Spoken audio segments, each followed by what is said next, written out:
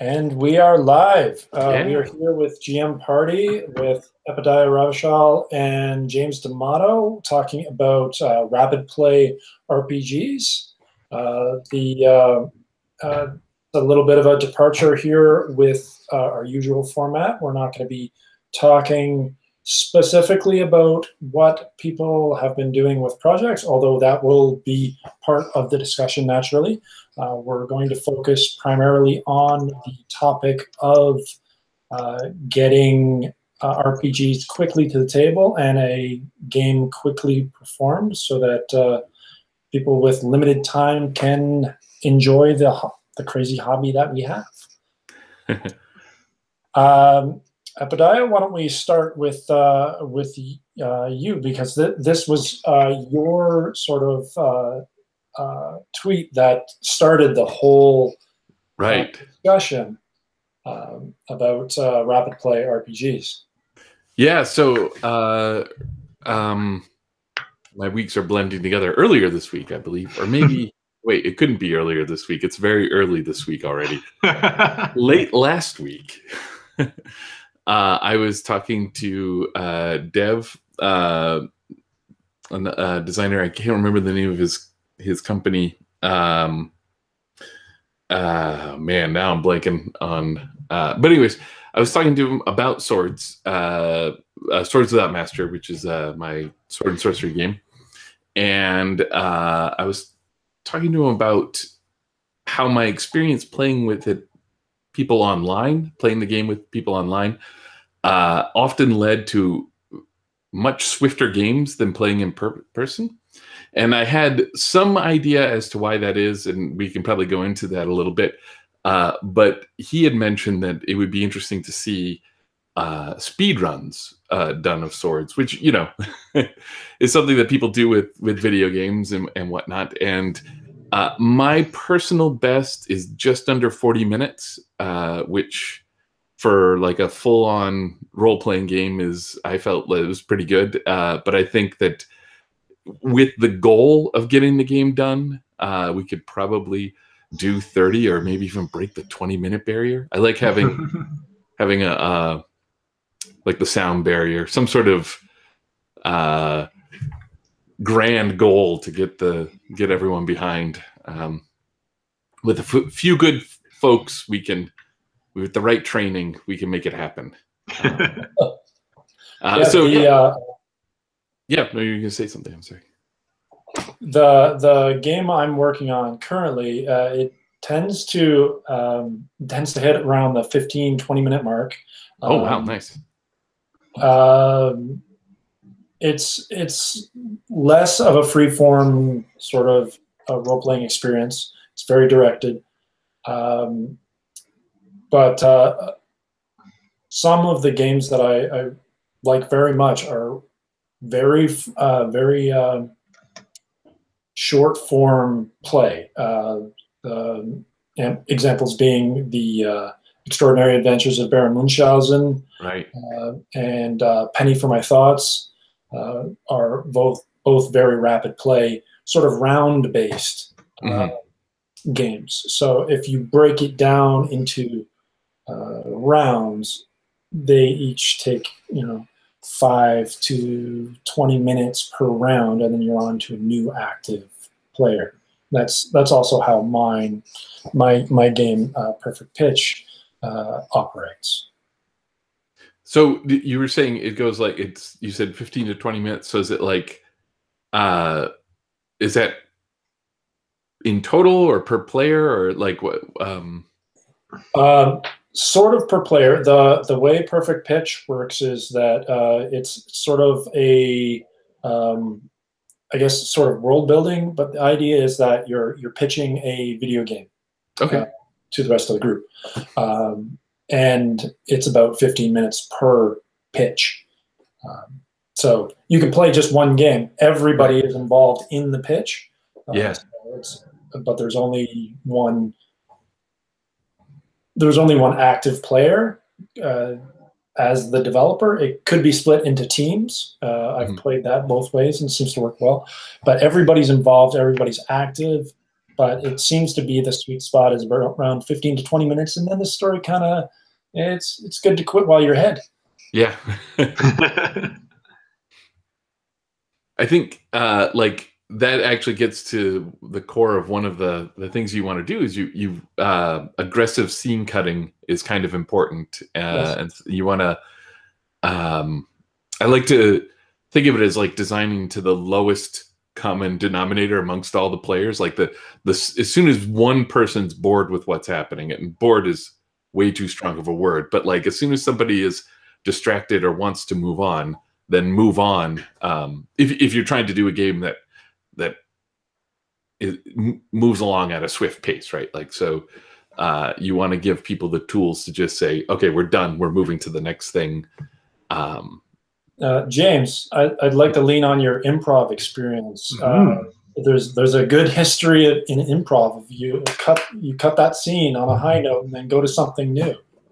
Yeah. Certainly the rapid fire idea of, let's use something for maybe the most impact that it can have, and then move on to something else, I think is a great sort of mindset to it. And what I see of some of the best micro games, some of the best like designs that are thinking in terms of economy of space in their overall design, are also the games that most effectively encourage the players to cut away from one thing happening, or end one scene after it's hit its high note so that you can move on to the next one.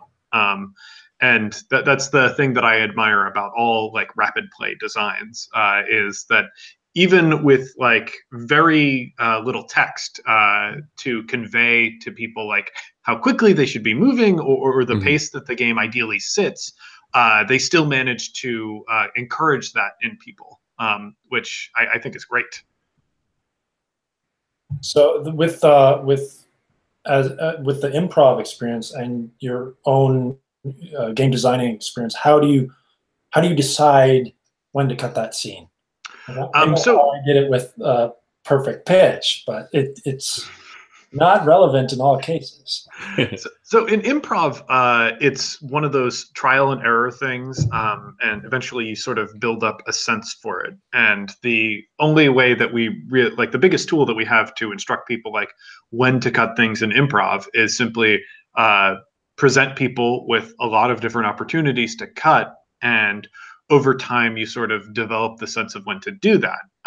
When I was designing a game recently, like within the last couple of years, I was working on a call center role playing, and I found in a group of people who were primarily improvisers, it was really easy for them to figure out when a call had run its course and when the scene was over. But when I tried to take that concept to people who weren't as familiar with improv, I ran into like the barrier of finding groups of people who, would let a scene drag on and would stay in a scene long after it stopped being fun for people.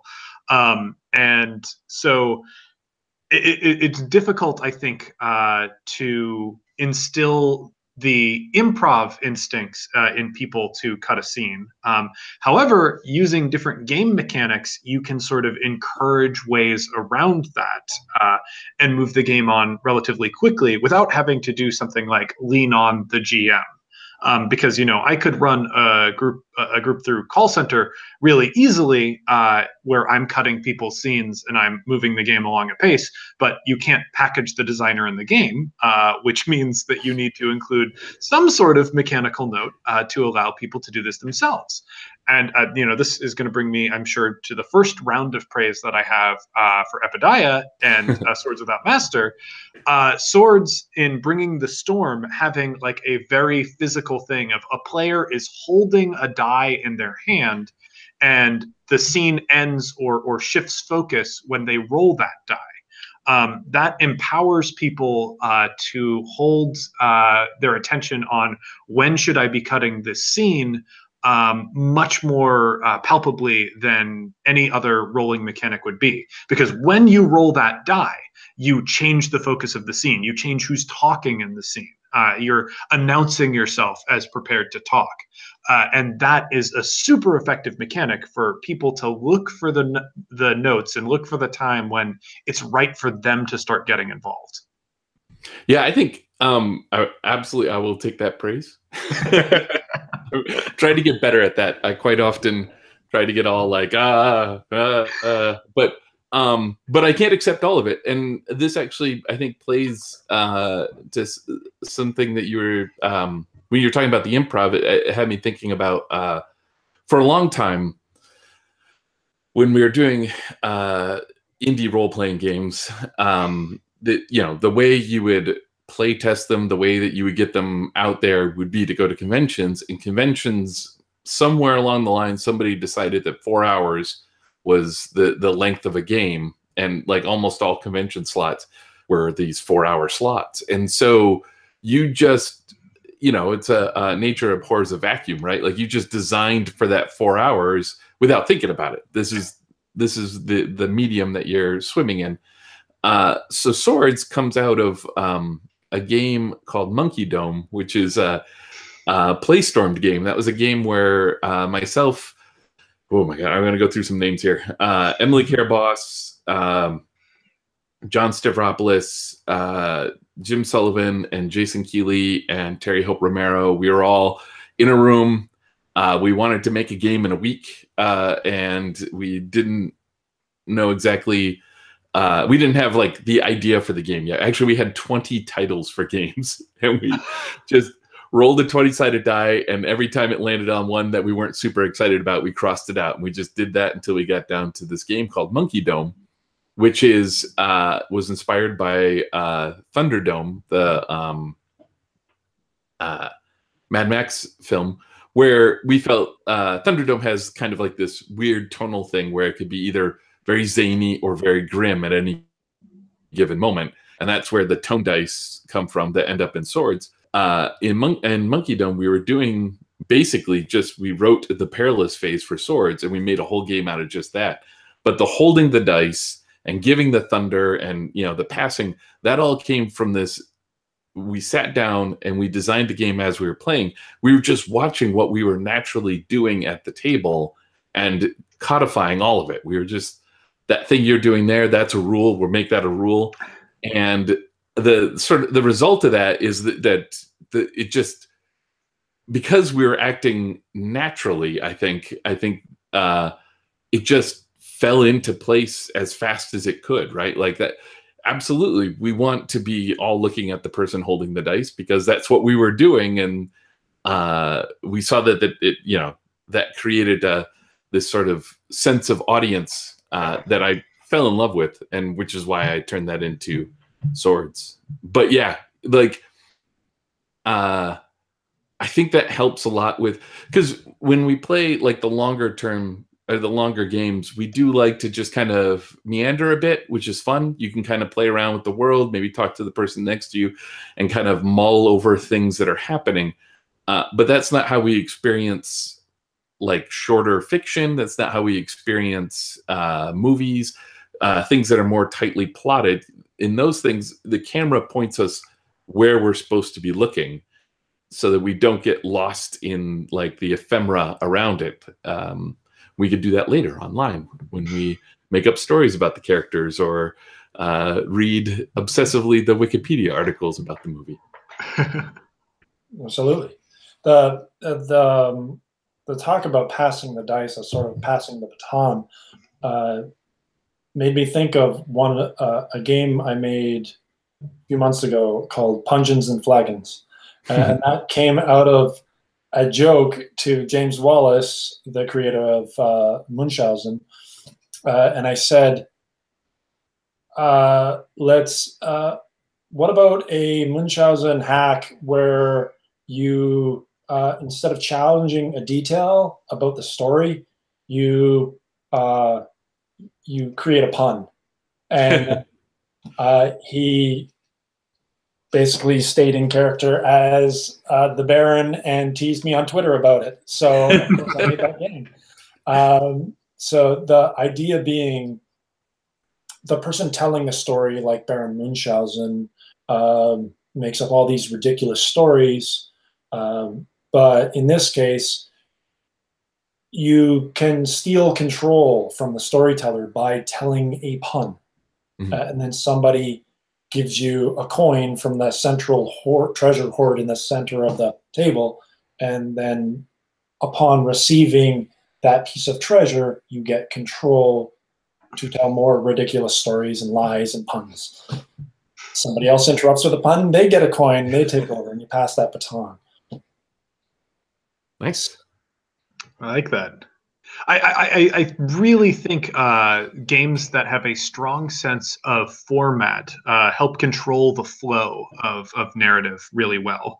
In my rapid play game, Millennial Apartment Hunters, I structured it after House Hunters on HGTV, where you have this very rigid format of you look at 3 places and you give each one of them a kitschy nickname, and at the end of the show you eliminate one of those places and then decide between 2. And I've found that very quickly with groups that have experience playing it, or even those that haven't, leads them through the things they need to do, the notes they need to hit in order to move through the game.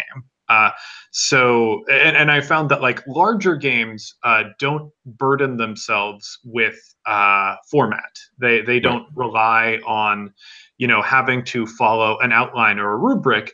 And smaller games have that format, and it's very, very strong sense of how it works. And like any role-playing game, you can be really flexible within that, and you can accomplish anything. But having that format really helps people feel like they know how to play, they know what they're doing when they play, and all of that leads to, I think, stronger, more confident play, which makes people, cut scenes at the right time and hit the right notes when they need to hit them. I love that the structure of rapid play games is so approachable to new players. Having that framework in which to tell your stories makes me very able to, say, pitch it to coworkers to play it in half an hour over lunch. And then we make up a bunch of silly games and we're good. It's one of the most miraculous things for the hobby, because the old pitch for role-playing games was, hey, why don't you come and for 4 hours with me, we're going to pretend to be elves and dwarves and whatever. And that's a tough pill for some people to swallow. But to say, hey, for the next hour, maybe 2 hours, or even shorter than that in some cases, we can play Swords Without Master, where you can have that same swords and sorcery experience. But it's very condensed, and there aren't too many rules that are going to intimidate you. Throughout the game, you're going to feel like you know what you're doing. And that makes it much more approachable, both in terms of, I can see myself doing something for an hour. And I feel like I can grok and understand this, because there's really only a couple mechanics I have to worry about. I have to worry about when I roll the die and when I'm speaking. And the rest of the time I'm sitting there having fun. I think also with the structure, you've got a nice way of giving people understanding about what's coming in the future, right? Because I think a lot of times when you're playing a game, you might stay in the present for quite a while if you're not sure what's going to happen next. But if you have your house hunting game, that's a format that people have probably encountered. They've probably seen these shows, and or even if they don't, it would take 30 seconds to describe it, and they'll know right away. And then they'll have an idea of where things are going to go next, and they can help draw it in that direction. And I don't even think that it's a conscious thought. I think it's just you recognize the pattern. Oh, this is what happens next on those shows.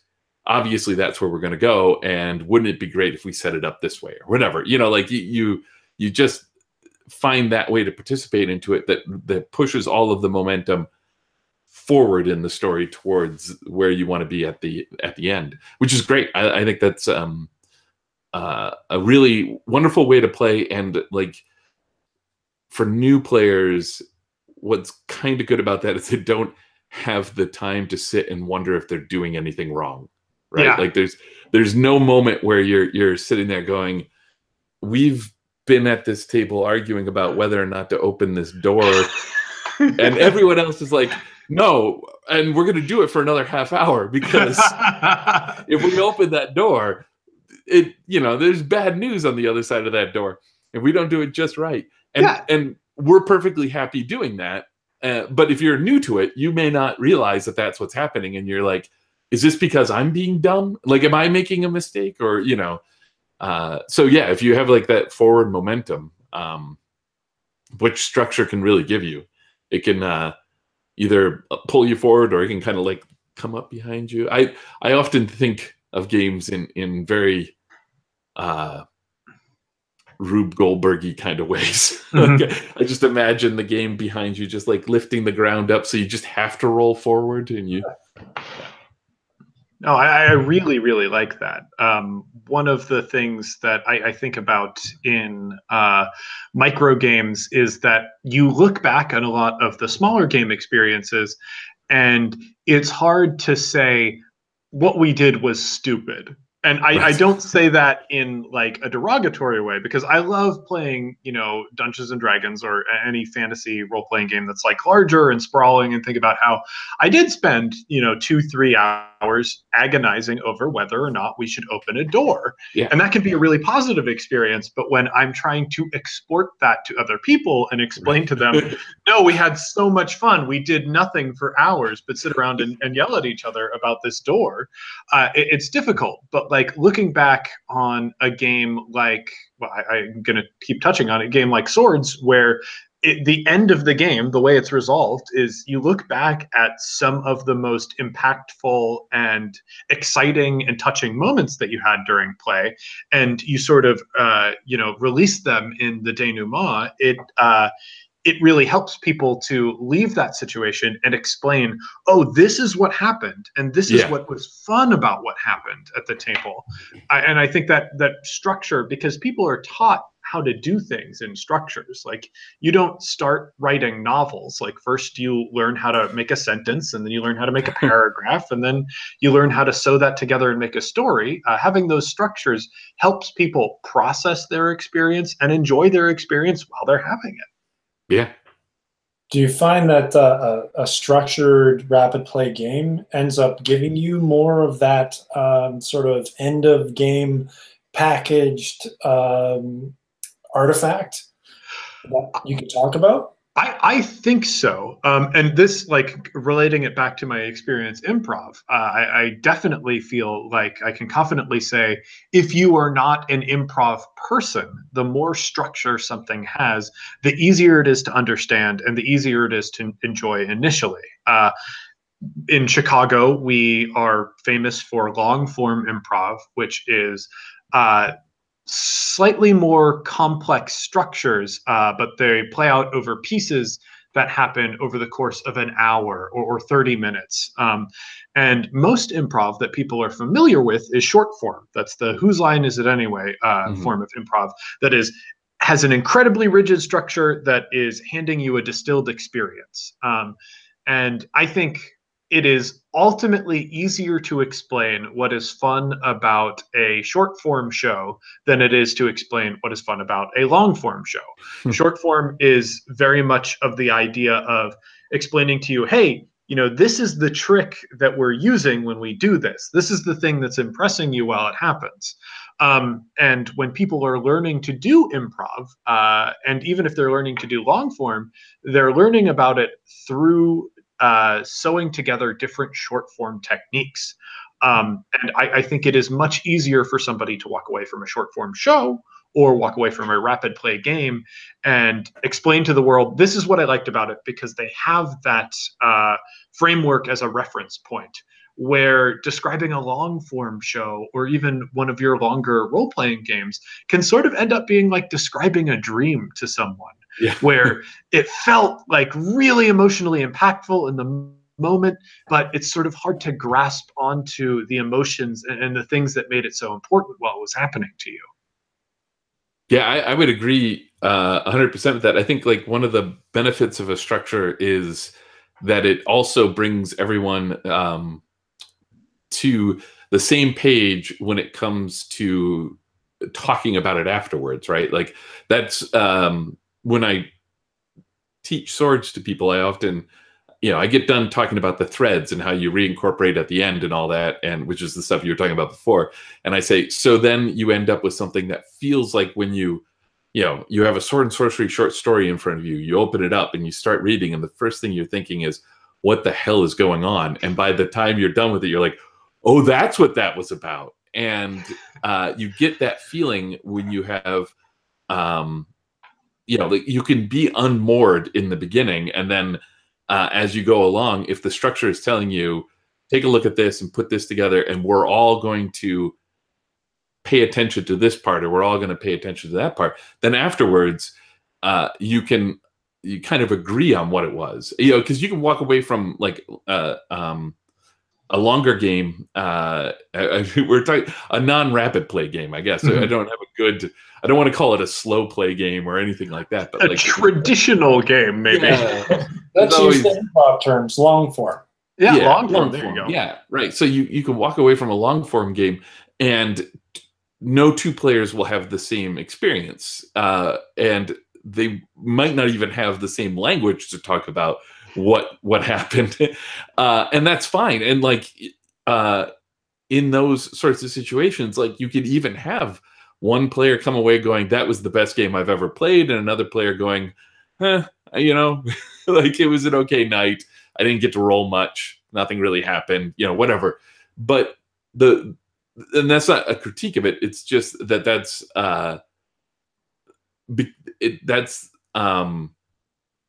what a structure can do in a rapid play game is to make sure that everyone kind of comes together on their understanding of the game by the end, which makes it, I think, a little bit more punchier when you're talking about it afterwards, especially to people who aren't familiar with like the feels that come out of long form game, right? Like if you have played a lot of role playing games and you come out of a long form game and you start talking to someone else who does, they're like, oh, okay, yeah, I understand. There's a lot of shorthand that goes. Yeah. I think about this when I'm thinking about games like Fiasco too, and how dipping into and out of long form and short form games can inform your play experience. Because I've played with plenty of people who are normally part of my D&D group or are part of my Shadowrun group, where we're used to sort of languishing in these thick mechanical experiences, but then you play a game like Fiasco where you're working with very clipped and directed scenes that have a sense of purpose to them. And you take that experience and you can impose certain aspects of that structure on your D&D experience. Like I've always found after playing Fiasco with a group, if I then go back to a long form game, the dialogue is much crisper, just simply because we're used to thinking in terms of scene and playing that scene in order to accomplish a goal, rather than, I guess, sort of reveling in the experience, which is a useful and wonderful and valuable part of long form play, but doesn't always, I guess, produce the most exportable product. It's funny because like you mentioned James Wallace earlier. He did Once Upon a Time as well, right? Like yes. That's yeah, and that was a game when that first came out. I did like played it with some friends. I wasn't getting what I wanted out of a role playing game, and we played we got together. We played Once Upon a Time before we played the role playing game, and then the following experience was kind of incredible, to the point where I forced those friends to play Once Upon a Time before each time we got together to play. And that held for a little while. Like that fell apart eventually. Anytime you force friends to do something, it's just not going to, pan out. But I think it's like along the same lines that you were saying there. Once Upon a Time, you're telling a fairy tale. And so you have a structure, and it's a very structured game. You're playing cards out of a hand. And I think it just gets people into a certain mindset that can be exported to more long form games and in an enjoyable way. And that process is something that we do in improv all the time, which is doing warm-up exercises before you actually go on stage. different games and structures that sort of prime your mindset to produce more interesting and like I guess easy to follow performances when you actually hit the stage.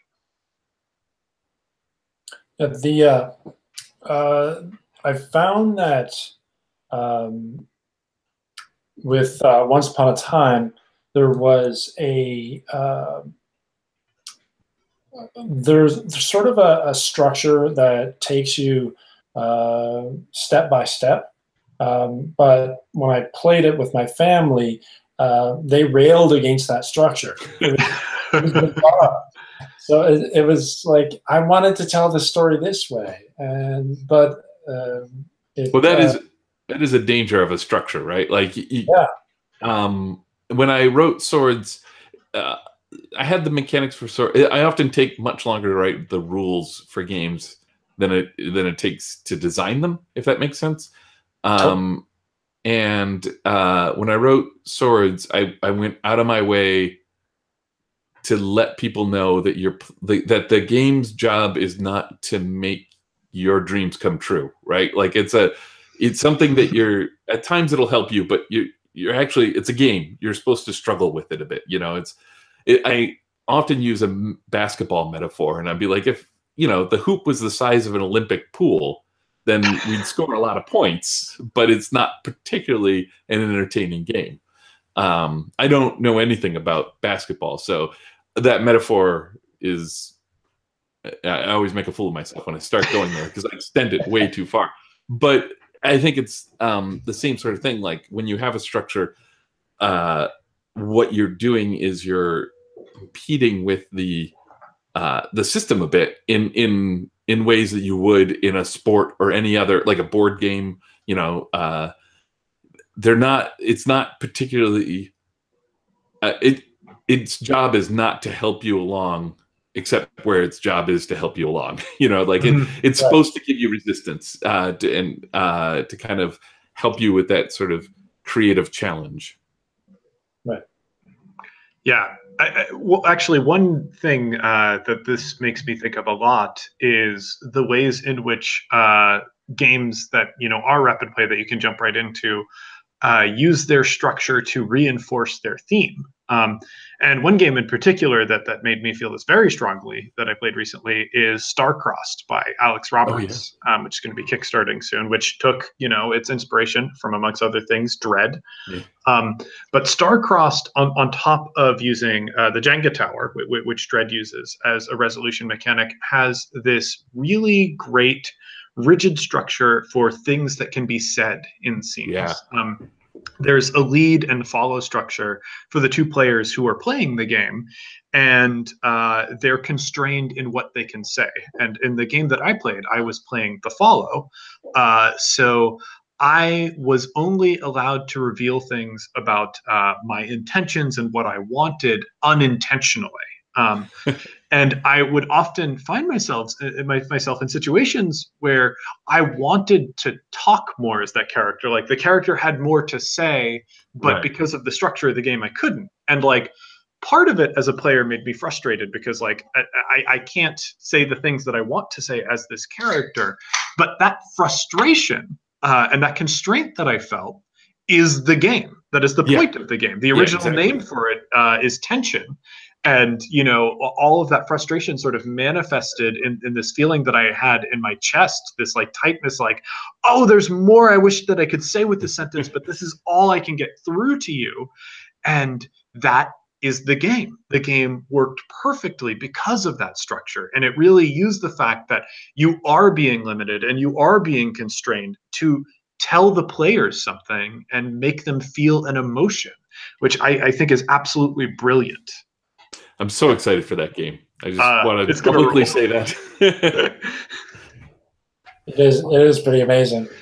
The makes me think that the rules are the constraints that you need to sort of spur in that creativity. Like there's like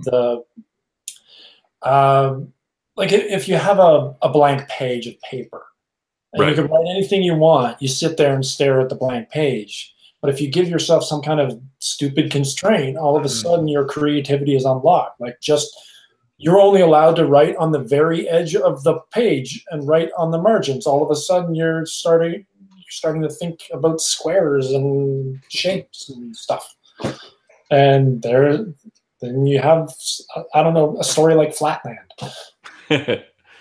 Yeah, I mean, when playing swords, because you have to follow the tone, or at least hit the tone, and watching people when they first start playing, forgetting to roll the dice first and come up with something, then I'm like, oh, you got to roll those dice, and then I mean, not always, but you just remember the times when they roll the opposite of what they were describing, right? Like and then I'm gonna jump up and I'm glum, and then and it's great because you see them kind of sit back a bit and rise to the challenge. Like they take a moment to recenter what they're thinking. They're like, oh, okay, wait, I know how to do this, and that's where the fun of the game comes in, right? Like if it was easy, that wouldn't be fun, right? Like there's no joy in that, in just choosing between two equal choices that you have no problem coming up with, right? Like it's when it throws you for a loop, when you have to rethink what you're going to do and come at it in another direction. It's always fun because when somebody makes a character that they don't spend any time envisioning them in one of the tones, right? Like if they early playtests, we had someone who played like Elric McGlumgloom all the time, and every time he rolled jovial, he's like, what am I doing here? What is going on? like all I want to do is feed my friends to this sword. And but I mean, like literally, like Elric himself had many jovial tones that weren't happy, but very loud and angry and screaming. So we worked it out. But it was just great. It was just this like, oh no, I have to think about this character in 2 dimensions. Yeah, I mean, I experienced that definitely when I played Swords with my group. They had all envisioned jovial characters. Right. It felt, and perhaps it's because they wanted to be jovial so much, but it felt like almost every role they had was glum. Right. So it was so much fun as a group, sort of like diving in and going, okay, we all had a pretty clear picture of how this character was going to handle this situation. And now we have to find ways to pick at details to make it different. Yeah. And, that's what made it a game, which was really cool. Because like we could have sat there and like told sword and sorcery stories to each other, I'm sure, for the same amount of time. But the fact that we had to like challenge ourselves to like really like, okay, so yeah, we know that we're like screaming and shouting in this fight, but we have to make it sort of like shadowy and solemn. Like, what details of this scene can we describe to make that happen? It was really fun. Yay. Now, one of the things that we typically do on GM Party is we bring in our projects and talk about difficulties that we run into. So that's kind of what I did with Perfect Pitch. Is that I had this thought of like, there's this sticking point on the game where you sort of randomly generate the concept for the pitch that you're going to pitch to the rest of the group, and some new players, new role-playing game players, they get that pitch prompt, which is just like one sentence, and then they're stuck or right. They're challenging. But after talking with you guys for however long we've been talking, I'm kind of like, I'm okay with that. That's kind of like the challenge for them to overcome. So, like, the important thing there then is to create a space where they don't feel like they're ruining everyone's fun while being stuck, right? Like, I think this is another thing that came up after I'd finished writing Swords and had been out for a while, where I was like, I wish I had written something that just talked about letting people ponder for a moment what they're going to do. Because if it's not that I was witnessing people jumping on top of them, I think I was witnessing people wanting to be helpful, because it feels socially awkward when all the spotlight is on one person, and they go, Yeah. And you sit back. But it's not like, it doesn't ruin a game to do that. Like I think this is like perhaps one of the areas where I'm not sure, like maybe speaking out of turn here, but like I feel like if you're on stage and you're doing improv, that could be a problem, because there's this sort of dead air type feel.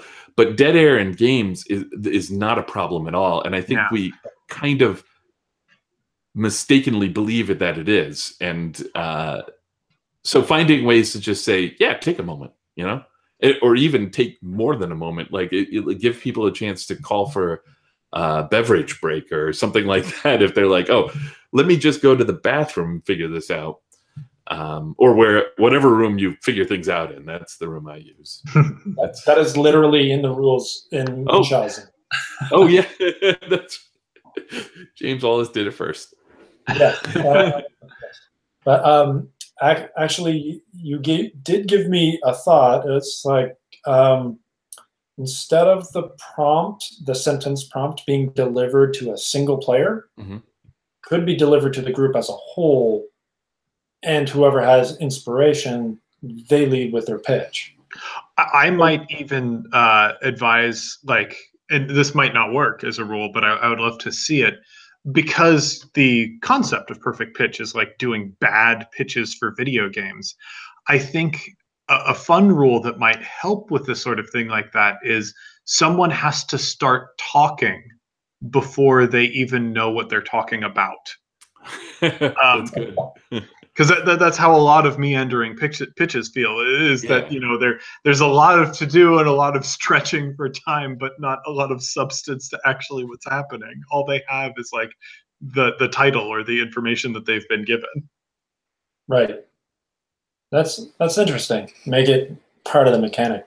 But to be friendlier and gentler to a group, I absolutely think of making the rule, whoever is so moved in that moment is the person who takes on the burden of that pitch. I think is very good, because like that's how a lot of improv games are structured, is where we're not saying everyone has to do it or doing it in this rigid structure to make everyone get featured. We're making it so that the people who have the idea are the ones that do it, so that everybody else can, once they see it, jump in and expand on that idea. Absolutely. Yeah.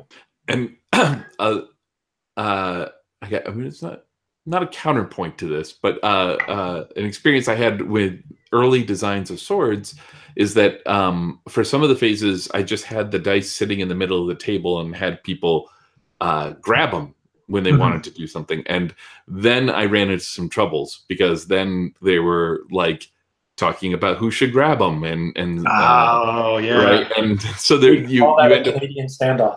Yeah, that's good. I like that. Yes, I had a Canadian standoff problem. So for swords in that particular game, what worked was thrusting those dice into somebody's face and saying, "No, this is your job. You got to you have a responsibility here." But I'm not saying that that's the solution for every game. I'm just saying that was the thing that we encountered. Yeah, I think it's definitely when somebody gives that first pitch, that's their pitch. Yeah, and then the other players are producers asking questions about the game, and then they have to answer. So somebody takes the lead. Yeah. Cool. On that vein, did either of you have any particular roadblocks that you wanted to talk about, since I broke the ice there? So actually, yeah, one thing that I have that I'm working on in my Millennials series of games, the next one that I want to do is called the Millennial Blog Wedding, because when I was looking at wedding venues with my fiance Mel, we discovered, like, in an offhand comment, one of the people who was showing us around a venue said, yeah, some people want to have their wedding written up in a blog, so they'll ask us for specific things that, we'll add this and this to the expenses. And I walked away from that being struck that there are some people in this world who are willing to spend tens of thousands of extra dollars specifically so that they can be written up in a blog. So I want to write a game about choosing what is valuable to you.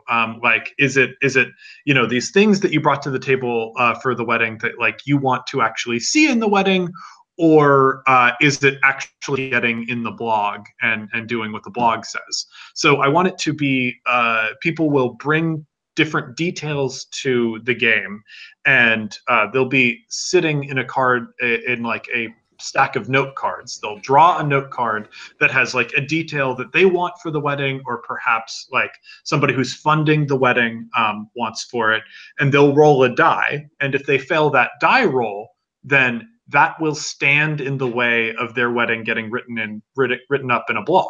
And you will have to choose to tear up that note card to better your chances of being written up in the blog, or keep that note card knowing that it is going to get in the way of your ultimate goal of having your wedding being written up in a blog. And the roadblock that I'm having in my design right now is generating those details, because it's very easy to me to say, you know, yeah, come up with 6 details for a wedding. But like, if you're handing that at a table in front of players, that's a great recipe for choice paralysis. Right. And so what I want to do is have a series of directed questions for them. Because once again, that structure provides an ease and of flow of ideas for the design that I think everybody will be able to go along with. So were you thinking things like, you know, like what was in what, you know, what did, you know, your grandmother and her mother before her had in a wedding that your mother didn't, that you want to bring back to the family? You know, that like some questions like that you I'm looking for things that I think are emotionally charged, that a player will create some sort of emotional connection to them. You know, whether or not it's a real thing for them, like they'll be able to go, okay, I can easily understand why this is important to the character, and why when a character is confronted with having to tear up this idea, it's going to be a struggle. Yeah. So you basically you have to have the thing in the wedding, whether it's a centerpiece or whatever, the wedding ephemera, and then the sort of story attached to it for why that's important. Which, I mean, that's fun in of itself. I know, having gone through a wedding, I know what it's like when you're like, this is it, we're done, we got it, and then the family shows up and they're like, no, you're idiots. And like half the time they're right, you are idiots. But the other half of the time you're like, oh, why are we doing this? Or I want to do this because Aunt so-and-so doesn't want me to, so I got to make sure I do this. It absolutely, like I think part of it, I want it to feel like important to the event, but maybe be adjacent to people's actual desires. Like, you know, the mother or the father of the bride or groom really wants it to take place in a church and have a priest be the officiant of the wedding. That might not be something that the bride and groom are emotionally attached to, but it's something that, like, if we sacrifice this, the people who are funding, we might offend like the people who are funding the wedding, or, you know, people who are obviously very near and dear to our hearts. So I want to have like emotionally charged questions like that, and I can't decide if it's appropriate to add other system mechanics for like Fallout. Like, you know, I think ideally at the end of the day, it should be very possible for the bride and groom to be written up in the blog and have part of like their vision for the wedding actually come to fruition.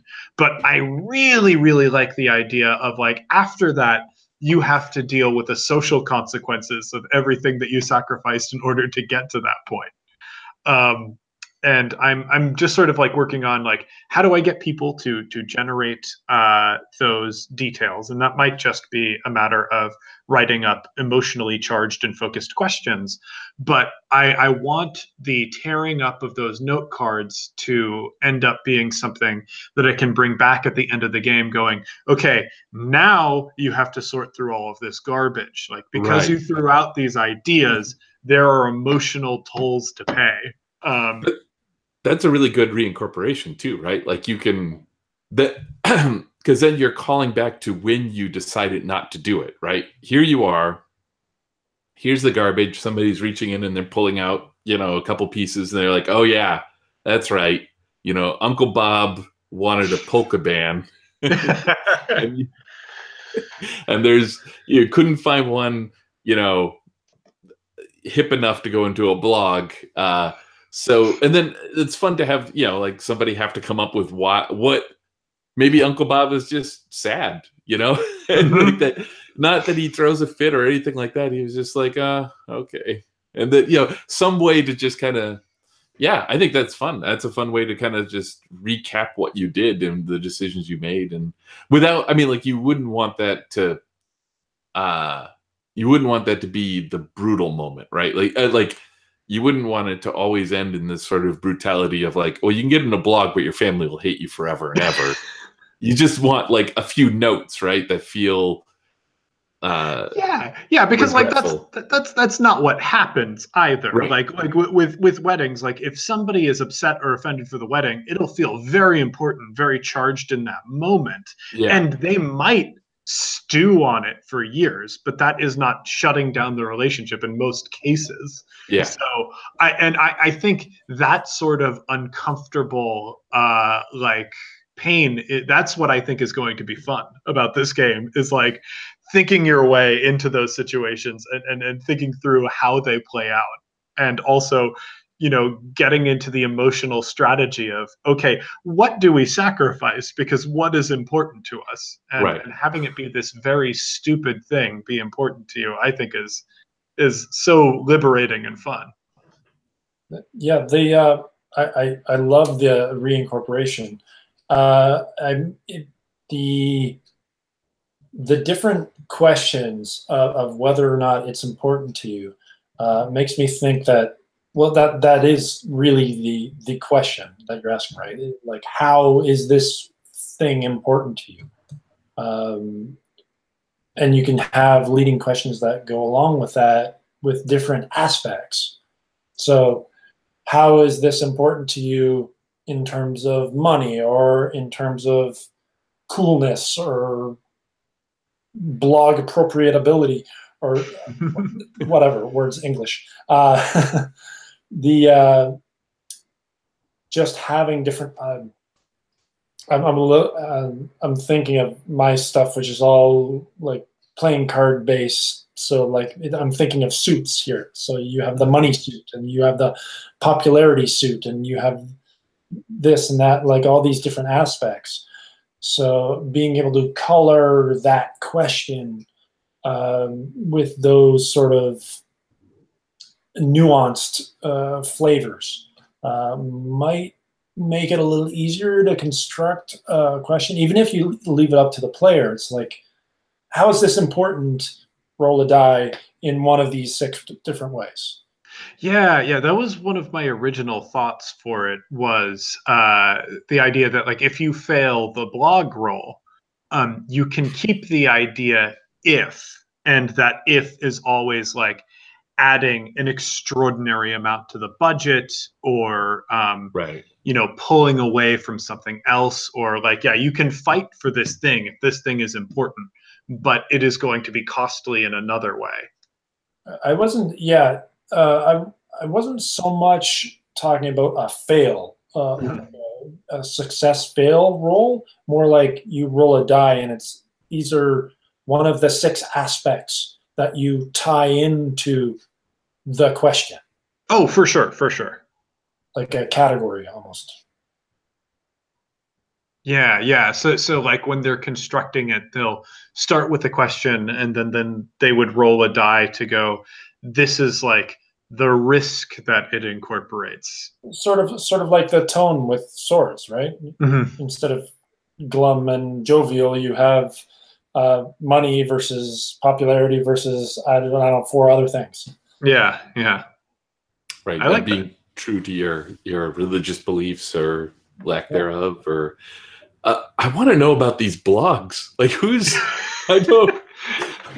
That's the part that's like professional wedding bloggers. Yeah, there are professional wedding bloggers, and that's really interesting. And like in and of itself, it's like, yeah, I can grok the idea of wedding bloggers. The thing that blows my mind is there are people who structure and change their weddings specifically to fit the vision of particular blogs that they want to be in. That is buck wild. That is nuts. And I'm trying to figure out like what it is. Okay, so there's a thing about if kids these days might not remember Blockbuster Video, right? Or when we had video stores rather than streaming services, and there would just be these really bad movies that always showed up in these video stores, like newly made bad movies. And it wasn't until like a few years ago that I found out why. And it's because the guy who bought for Blockbuster Video had like a checklist of like 6 things. And if they were in the movie, he would buy it nationwide.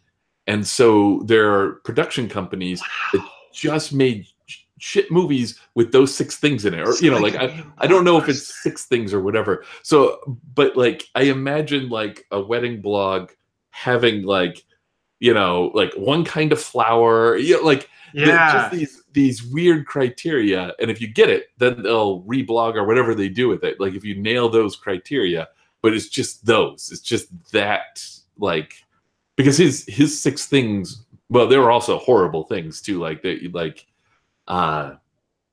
endangering children and things like that. So these were bad films on all levels. They were just bad. Oh my God. So, but yeah, I like finding the search engine optimization for a wedding blog is really gives me an idea. Those 6 options for the dice, let's say, what if each face corresponded to a different particular blogger? So you had to tailor the question to appeal to that blogger. Oh yeah, and at the end of the day, like it's like how many blogs are you able to get into? How many do you qualify, or do you qualify for any at all? That's interesting. Yeah. Something to explore. Well, that makes it a more expandable game too, because I can sub in different blogs. Right. Different expansions, blog expansions. Add extra blogging dice so you can have 2d6 now. What happens if you roll double? So no.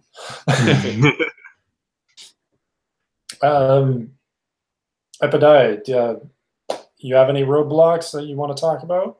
Before we start to get to questions? Let me think. I think I do. I'm not sure if it's so much a roadblock, but it's a thing I was working through today that's pertinent to this topic. So the game that I'm currently working on is the working title is Lincoln Green. It's my Robin Hood game, and it is more of a long form game. Like it's my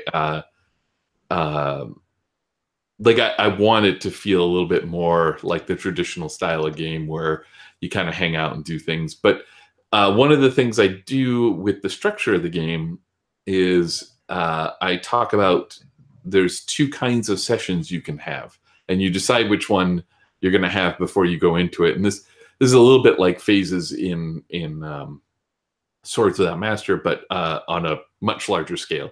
There's the typical session where in this game you're playing Robin Hood like medieval outlaws, and so the outlaws will tell the warden, who's the GM, what they want to get up to, what kind of mischief they want to get up to. I want to make sure I rob a beehive from the abbey because we don't have enough honey here, or whatever.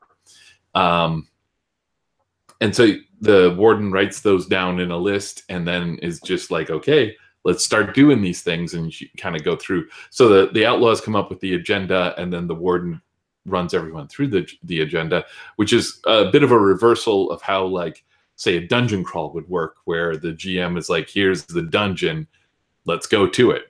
The other session is actually meant to be more like these rapid play. It uses all the same rules, but I call it a hay session, like a hay penny, a half session, because it's supposed to go much faster than a normal session. And that is the session that the warden is allowed to bring a scenario to. So the warden's like, here's one short, like, thing. Like, this is, you come across a person who has been robbed by other bandits in your woods. What do you do? And that's it. It's just that, like, one thing, you do it, and then you're done. You end the session. Maybe you've played for about a half hour to an hour, and you're like, we're done. And then you can start a typical session dealing. If you want to continue on that, then it's up to the outlaws to say, yeah, I want to find this bandit camp. But maybe during that little hay session, all you did is you helped that person up, and you brought them to your camp, and you threw a feast for them, and you apologized for lavished them with gold and said, sorry that happened to you in our woods. Let's help you along, send you back home to your farm. And when you start the next session, somebody's going to be like, all right, I want to get that other bandits. I want to get them out of our woods. That's the thing, or whatever.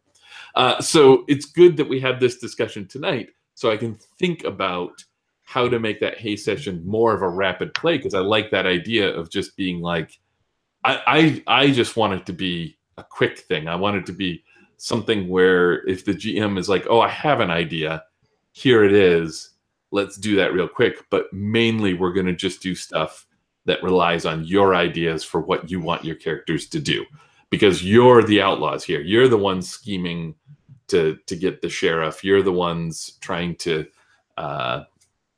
like, I feel like the game would fall down if every session was you trying to break into a castle to free someone, right? Like, that's a very typical Robin Hood thing to do, and it should happen every so often. But if everyone is this dungeon crawl through the sheriff's castle, it's not going to be an enjoyable thing. So I don't have a directed question about this, but I do appreciate that we've been talking about this very idea tonight, because that is helping me kind of coalesce those ideas. My gut reaction from hearing your description there is to, instead of having the what do you do, a big umbrella question, right, have a direct sort of question. So in your particular example, this farmer had his stuff stolen. Instead of saying, what do you do, something like reminiscent.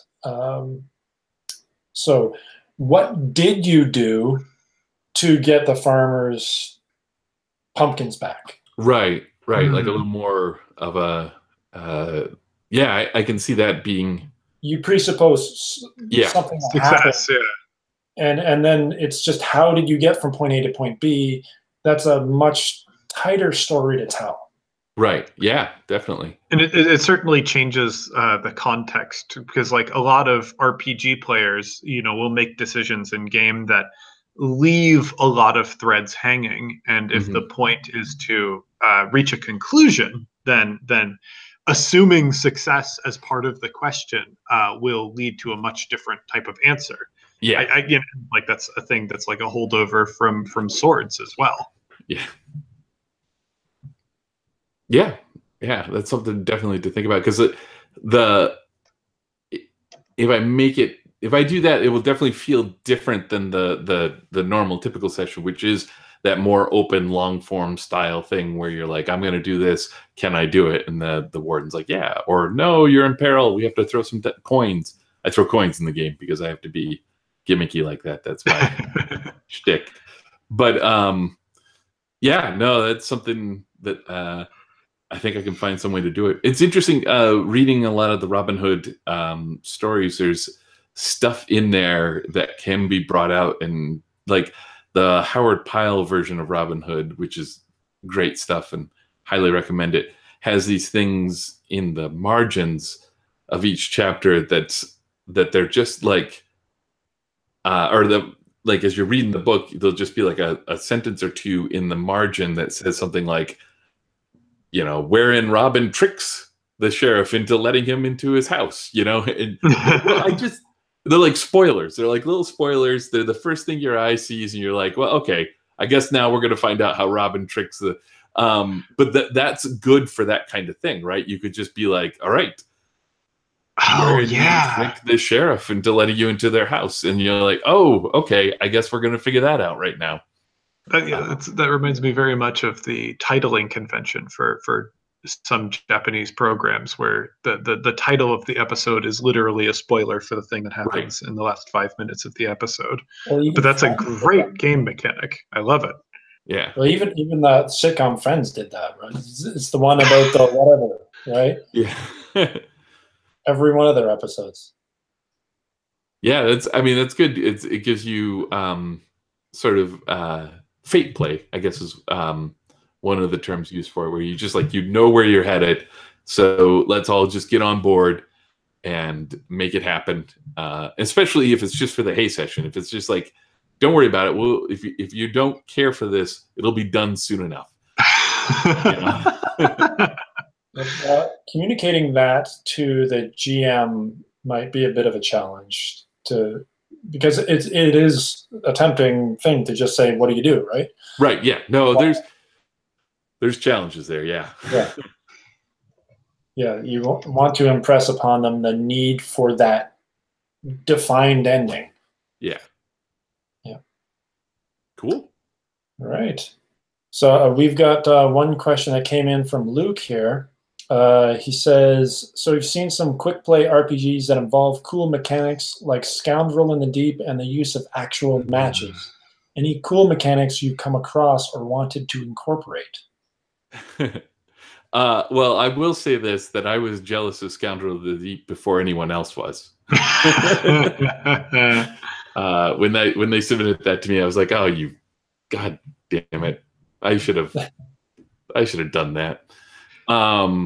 Yeah, I'm trying to think. What are some of the cool ones out there? Boy, There's this one with a Jenga tower. Yeah. that slows a game down in it's a good called way. Starcrust, yeah. Yeah, Starcrust. So it slows it down so you can appreciate the sexual tension. Mm-hmm. I absolutely love it. I mean, I think one of my favorite, very structured and directed mechanics is in 10 Candles. It's so compelling, and that's like, I see some game designers online who I disagree with very vehemently. They dislike gimmicky things. I think when you throw that away and you fully embrace those gimmicks, like, they can really work for you. Because 10 Candles, has the great gimmick, like, of all these candles in the middle of the table, and if you accidentally snuff one out, it still counts, which is just so very cool in my eyes. But it also uses a recording device to record the players before the game, and you actually play back those characters' thoughts and feelings after the game. And it had such a good impact for me. I'm deeply, deeply envious of that game and the way in which it uses its unique mechanics.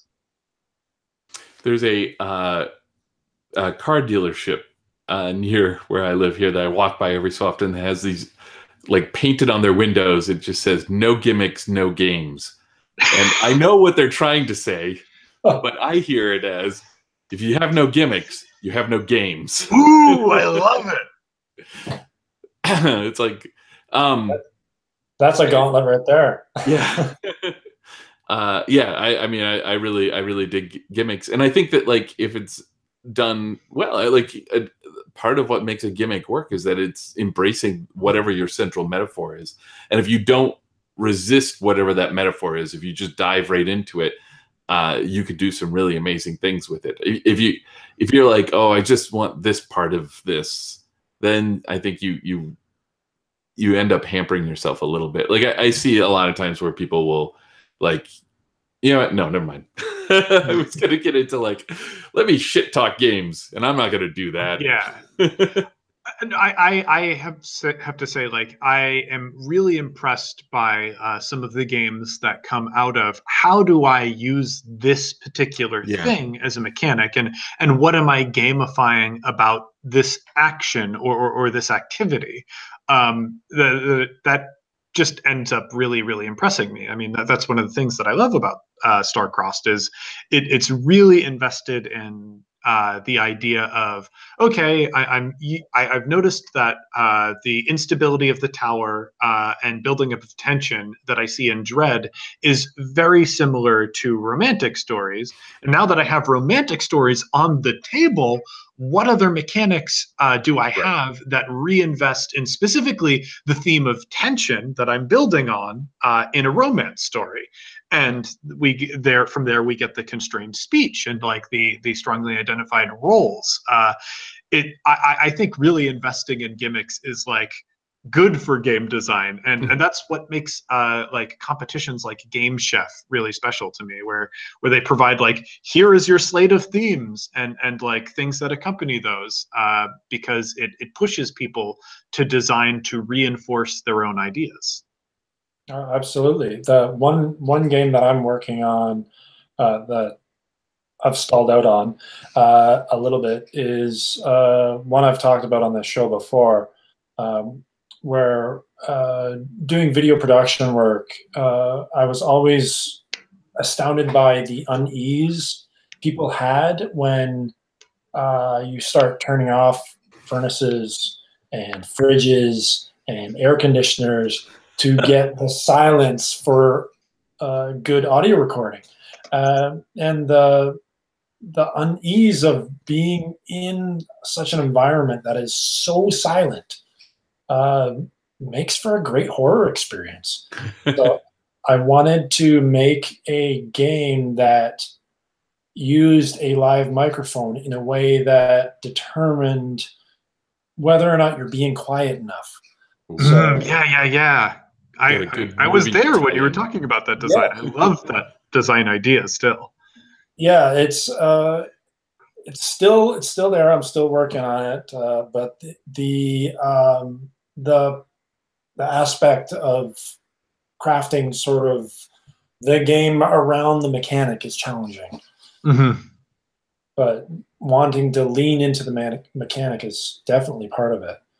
I mean, as long as we're talking about designs that we're sort of hung up on, one design that I've had bouncing around for the last year or so is a micro game called Will They, Won't They?, where the conceit of the game is a two-player game where you are playing out scenes that lead up to two characters' first kiss.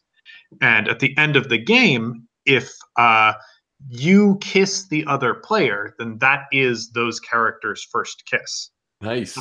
So it's gamifying, like, and the way the game works best is if you're playing it with someone who you have not kissed before, because you're sort of gamifying the, oh, I don't know about this situation, and like, I'm not sure I should kiss this person. It's weird to think about because I've never thought about doing it before. And the tension that you feel in the game and the uncertainty that you feel about that is the thing that makes the various moments in the game more impactful and work better. And like right now, I've sort of stalled out on it because I'm still trying to make it feel like a safe game that is not like forcing people to do something they don't want to do. But I'm really hoping to, at the end of the process, like produce something that has this cool mechanic where, like, yeah, you actually do this thing, and it is going to be like a fun experience of like sort of daring yourself to continue playing it and see what happens in the story, or deciding, no, you know what, I'm out, and because of that, we're going to create the story that it doesn't work out between these two characters. Right. There's the LARP mechanic of the kissing the back of the hand. Yeah, but that ruins it. That it doesn't work anymore. Like you actually, I think in order for this design to work, and it could be a Gadkenspiel, like I could finish this design and go, yeah, this design works, but no one should actually really do it, or people are. I think the ideal situation for this game is it is a game to be played by two people who don't have a lot of emotional attachment to kissing, or two people who really want to kiss each other and they're using the game as an excuse to do it. So that is like a giant genre of games that go all the way back. Like that may have been why the first game was invented. Like.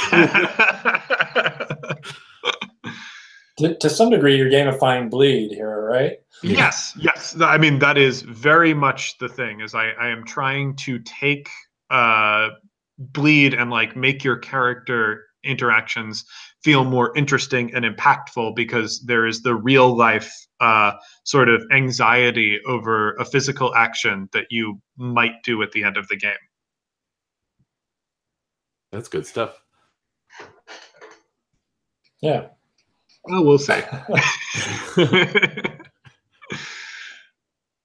There's some interest in the chat room over the gamification of bleed. So yeah, don't give up on that idea, James. I have not given up on it. After going to Breakout, I sort of came out with like new ideas for it, because I played this really lovely game about I think it was called, oh gosh, I want to get this right, because I was doing it as part of a games mentorship program for like helping people with their designs. I really liked that program. That was fun.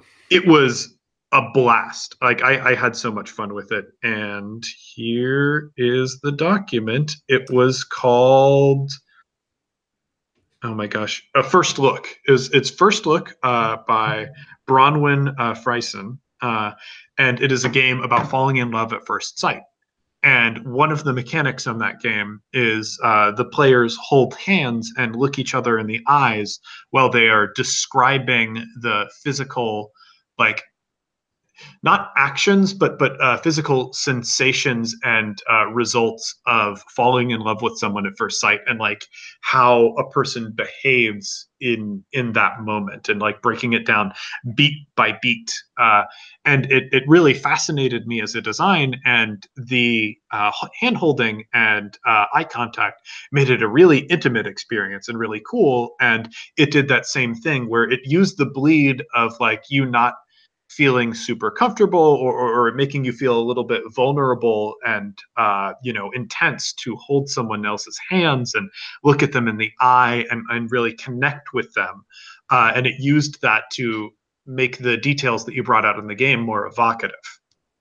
That bit is, well, first of all, it's absolutely terrifying to me, but and like I love that it is. So there, years ago, I was at a festival in, it was in Finland. Wait, am I getting that right? Not festival. It was the other one. Noodle Point, Knutepunk, whatever. They changed the name depending on where it's being held. But it was in Finland at the time, and they were talking about it. And I was at, it was in this lecture hall, and Markus Montala, who's a Finnish scholar who has done a lot of stuff researching LARP and like the Nordic LARP tradition or whatever, talked about that thing about human contact in games and how it's a barrier. And like, this wasn't even during, he wasn't actually giving the talk, someone else was. But he brought this up during the question and answer section, and then just had everybody in the audience to point this out. Had everybody in the audience just, if they wanted to turn and like brush the cheek of the person next to them. And so, first of all, that was a tough thing to engage in, but I did. And then afterwards, I had like no other connection with the people sitting around me at the time. But every time we saw each other in the hallways, it was like, yeah. We're best friends, like that nod, like, yeah, we've been through something. And all we had been through was half a second of human contact. It was just, so like, it's a super powerful thing, right? And to sit there and hold someone's hand while staring into their eyes and describing something, like that's, you either make a friend or an enemy for life there. That's what that is. So that's great. I love that. That's Yeah, I had so much fun, and like that game really filled me with you know, excited energy to like retackle this design that I had originally gone like, maybe it's not the thing that's safest or best to unleash upon the world, but I'm excited about it. Yeah. Sorry, I missed almost all of that. My connection wigged out a bit. So I hope you had a good conversation while I was gone. We solved them. The problems, all of them. All of them, great. Yep, every single one. All right, so there were a couple of comments. One comment came in for you, James, about making more safe space mechanics for. Oh no! Oh my god! This is fantastic. So I was just saying that comments came in for you, James, about making more of a safe space for your KISS game. What was the first KISS? Will they? Won't they? Will they? Won't they? Yes. Leveraging the X card mechanic very specifically for that KISS. So always have it in the center. It seemed natural, but I thought I'd mention it. Yeah. Right now, the game is broken down into different stages, and each stage introduces a new level of intimate contact between the people playing. So when you end the first scene ends with either one player touching the other player's hands and like them eventually holding hands, or backing away from it. And after that ends, you're now holding hands with that person. And there's a series of ritualized questions that you ask each other. It's like, are we enjoying this? Do we want to continue with this? Do we think there's more of the story to tell? And the next scene is done, you know, entirely in the context of holding hands with that person, and it ends with one player or both players putting an arm around each other, and then going back once again to those ritualized questions. And the third scene being, you know, you are in each other's arms, you're very close in contact, and it ends with either those players kissing or not kissing. So like it is supposed to sort of like follow this, first you do this, first you hold hands, and then you have like a more intimate moment, and then after that you kiss or don't kiss. And the idea is that as it goes, like you can slowly say like, yeah, I don't know if I'm comfortable with kissing a person. Me agreeing to this game does not mean that I want to kiss another person, but it means that I might be open to the idea. And you throughout the game go, okay, I'm open to this idea. I still haven't confirmed that I'm going to do this, but I'm open to this idea. And you also verbally confirm that like this is something that you do or don't want to do before the last moment of the game. And I'm trying to see if that's enough or if that's not enough. And I think it's going to get to the point where once I'm done writing it up, I just have to shop it around to different people that I know that like do LARP and specialize in safety mechanics and see what they think of it before I step further. But yeah, that sort of ritualized idea of like, we're going to take a moment to stop and check in and make sure that everything is okay before we continue on to the next part of the game. The thing that I don't want is the pressure of the game ultimately like coercing somebody into doing something. I want the game to be the thing that makes you feel comfortable doing something that you normally wouldn't feel comfortable giving yourself permission to consider. Right. Yeah. I think now I'm not too versed myself with LARP safety mechanics. Like I know of them. I have never participated. But I feel like the stepwise check of enthusiastic consent on multiple stages feels very much to me like actually going to yoga classes. And it's like, you're in this pose. If you want to stay here, that's fine. You stay here. Yeah. If you want to go a little deeper, then put your arm this way. Or if you want to... Yeah. Like I want the players to feel very in control of what they're doing. And again, like there's so much of me that's saying this is a Gadkenspiel, and the only reason to write it out is to think about this is the way a mechanic would interact with an action, and just go, this is a thing that's possible, and you can abstract this concept to other game mechanics, and just see it as more of a design experiment than an actual game that you could conceive of people playing. The thing is, if I put it out there as a game, then it has to, like in a certain way, be safe in its own right, because it's very easy for somebody to take a design and use it irresponsibly. So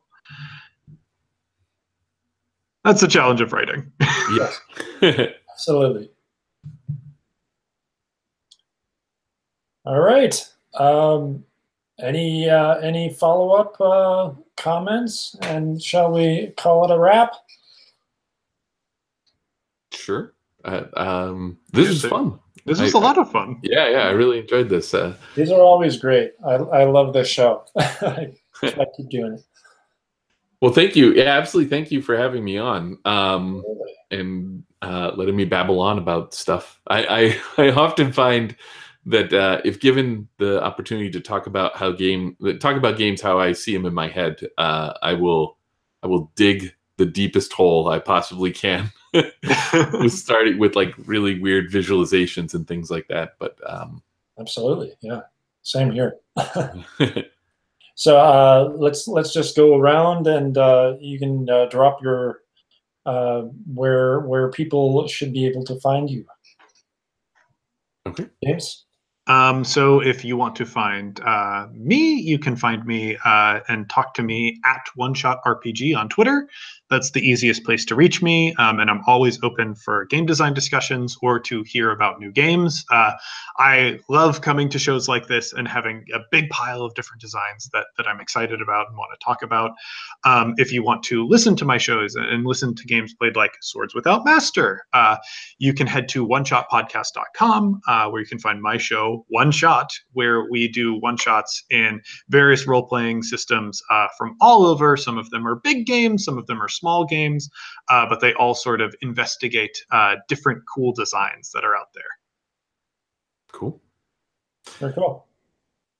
I'm Epidiah. You can find me at Epidiah on Twitter. Actually, if you just EPIDIAH on any of the social medias, it's probably me. No guarantee, but there's a very, very good chance. My website is dig1000holes.com, with the 1,000 being the number and not written out. I am really bad at URLs. I'm just gonna and you can if you're looking for Swords Without Master, it's in issue 3 of my Sword and Sorcery magazine, Worlds Without Master, at www.worldswithoutmaster.com. So I think that's pretty much where you can find me. Beautiful. As far as me, you can find me personally at Andy Berdan on Twitter. That's usually the easiest place to find it. And GM Party obviously is gmparty.com. And you can check out the Patreon at patreon.com/GMparty.